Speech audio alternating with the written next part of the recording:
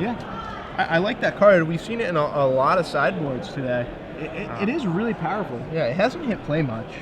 Yeah, I wonder why. It just, if you're able to ramp it into play with Arbor Elf, with Avacyn's Pilgrim, just with pretty much anything, you know, your opponents obviously are going to have all these powerful spells. People build their decks with powerful spells, not just only powerful creatures. But if you have this card in your deck, you're like, you know what, I'm just going to play all the most powerful creatures and play my deck that way. So Adam is, so is this going to be game 3? And it looks like Adam is going to be on the play. All right, so we got confirmation there. And I don't know, I'm kind of excited. Both these guys look to be having a good time.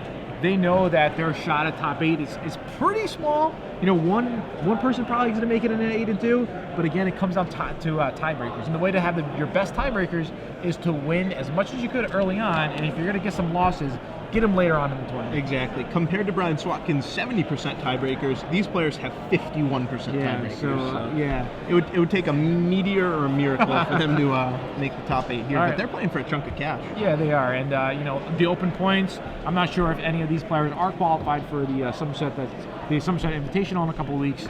So they're definitely going to try to get as many points as they could to try to help that goal. Right. So it looks like 2 green-red lands for Adam, and there's the Farseek. That'll go fetch up the black source for him. Should be an overgrown tomb. Yeah, definitely.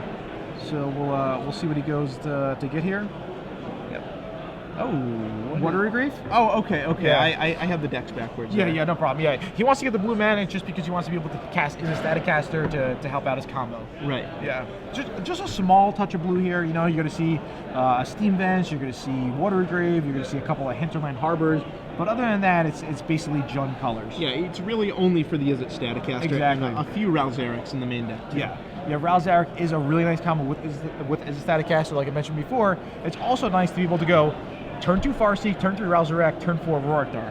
Wow. Yeah, that's pretty sick. That's an opening right there. So then your opponent has to be able to Planeswalker and a 6/6 without casting non-creatures. Exactly. So there's another Farseek. So Adam is just really worried about, you know, I want to build my mana. And then he'll be concerned about dropping bombs, dropping the pedal to the metal combo in a bit. Right, so post-sideboard, how many parts of the Nightshade Peddler combo are in Adam's deck? Because it's How many copies of each, you're saying? Right, because it's not really at its strongest against Yeah, Jund. it's not. You know, looking at a sideboard, he has Deathray Shaman. You're probably not bringing that in, but he also has Evil Twin, which is really good. That one's great. And Appetite for Brains, and he has a couple more Rorikdars. So he might just try to go big with Evil Twin, with Appetite for Brains to, you know, disrupt Vincent, and then drop another Rorikdar. Yeah, I like that a lot. He could even maybe board in Slaughter Games if there's one card he's really concerned about, like Thrag Like a Thrag Tusk or something, yeah. Yeah, that's definitely fair. You know, if he has, because he might have just taken out all the Staticaster, all the Peddlers, all the Lobber Crews. Yeah, well, I mean, we see his hand, you know? We know that he didn't take it all out, but maybe Vincent thinks he did. Right. You don't really know. And so doing Huntmasters here, now, the thing with Huntmasters is that if you want, you could pass. And then both Huntmasters are going to go on the stack. Right. So it's really tough to be the player playing the Huntmaster when you don't want to be the player playing the second Huntmaster, for example. Yeah, and this is really going to favor Adam here. If he just passes the turn right now, he's going to be able to kill his opponent's Huntmaster pretty much for free. You get a 4/4 Trampler out of the deal. Yeah, the way it works pretty much is that during your turn, triggers go on the stack, and then your opponent's triggers go on the stack. Right. So then your opponent's triggers will resolve first. So I think that's what Adam's explaining right now. Yep, it's active player, non-active player. Yep. So non-actives will go on first, which means Adam has the 4/4 Trampler versus nothing. Yeah. All right, so Vincent draws a Thrag Tusk. I see a hand of Rakdos Return. I see Appetite for Brains. I think he wants to clear out Adam's hand. So Vincent casts Fugue on Adam, discard 3 for 5 mana. So Adam only have 2 cards left, is that correct? Yeah, and that's pretty easy. Peddler, Staticaster, probably. Yeah. Just dump out the pieces of the combo. Like I said, not really at their best against Jund anyway. Yeah, I think you definitely want to hold on to that Evil Twin. I think that's a really important card in this matchup. Yeah. So Vincent clears out a good chunk of Adam's hand. But Adam has this 4/4 that's going to just keep beating down. Yeah, so Adam draws. He now is up to 3 cards. It looks like he's probably going to play the Silver Falls in the second Huntmaster. Yeah, I like it. Yeah. Imagine if he had a Rurikthar right there. Yeah, forget about it.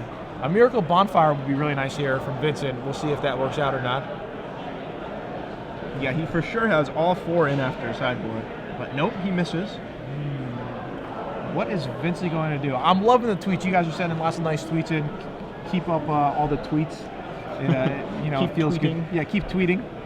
If you're home, Twittering. watch the coverage, tweet, and play some Magic Online. There you go. All right, so Appetite for Brains takes the Evil Twin, and then Vincent says, all right, you have no hand. Here's my Thrag Tusk. Huntmaster's going to flip back down, which will get Adam another Wolf token. Yeah, I know that's pretty good for Adam. He couldn't really attack this turn anyway. Well, so now he'll just be able to pass the turn without playing a spell. yeah, and then double flip, Right. You know? Kill the Thrag Tusk and have a pair of 4/4s to show for it. Yeah. Pretty much Adam decides to play a land because his best draw right now is a Keswick Wolf Run. So he wants as many lands in play as possible. Right, holding it, sure, you could say I'm going to bluff something, but your opponent's not going to play around anything. Exactly. Yeah, especially in like a Pellet to the Metal type deck. Maybe if you were in an Esper control deck. That's one If you were a thing, Blue White Red Flash deck, you might want to hold on to stuff, but here you don't really want to.